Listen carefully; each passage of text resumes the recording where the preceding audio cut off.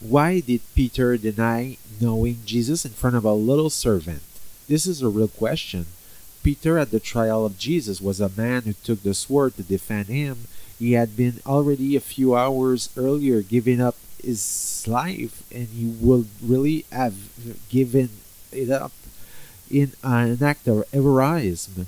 Then he followed Jesus from afar, disguised, in order to observe what may happen. At one point, people spotted him, and a servant in particular had spoken of him, but he was with Jesus the Nazarene.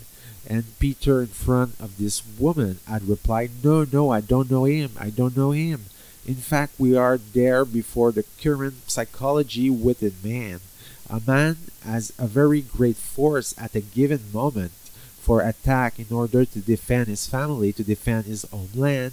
He may well leave the trenches with a bayonet during the World War I, but when such a test is prolonged, the man possesses less strength than does the woman. The woman, undoubtedly because she possesses mother capacities, has more enduring strength in the trials, which are sometimes more painful than those of the man. They bear trials which are much more painful. For example, the failure of the couple. Their sensitivity is stronger and there is less suicide tendencies amongst women.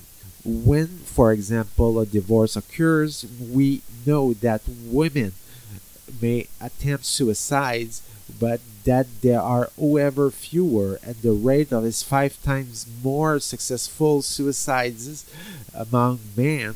We have here a mark of psychology. The force of the attack, the force within the duration, undoubtedly are linked to the defense that the man will do for his family and to the patient that a woman will have when she protects her children.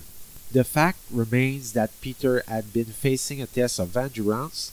We must follow him in patience, in silence, in front of people who look upon him. This Jesus who allowed himself to be delivered, and therefore Peter no longer has the strength to resist.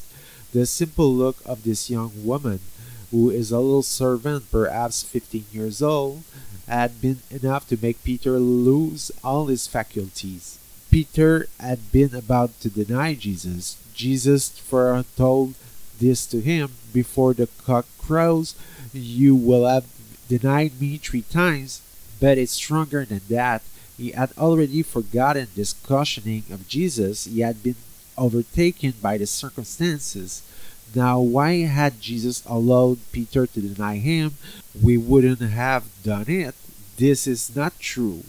We may also have done so too, or worse. It all depends upon the circumstances. We also have a similar nature to Peter, but the deep reason is that Peter had received an absolute unique power, the Prince of the Apostles.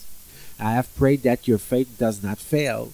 It is therefore necessary, since his faith, in the sense of that doctrinal teaching, will not fail, that he or she, as a man, woman, and individually, often fails to understand that he or she is only a donkey that carries a charisma that is received from God, and that this fragile donkey ought not have the pride to not have to pride in himself of the immense power which have been given to him or her by the only rock, which is Christ, and therefore to remain humble will always function.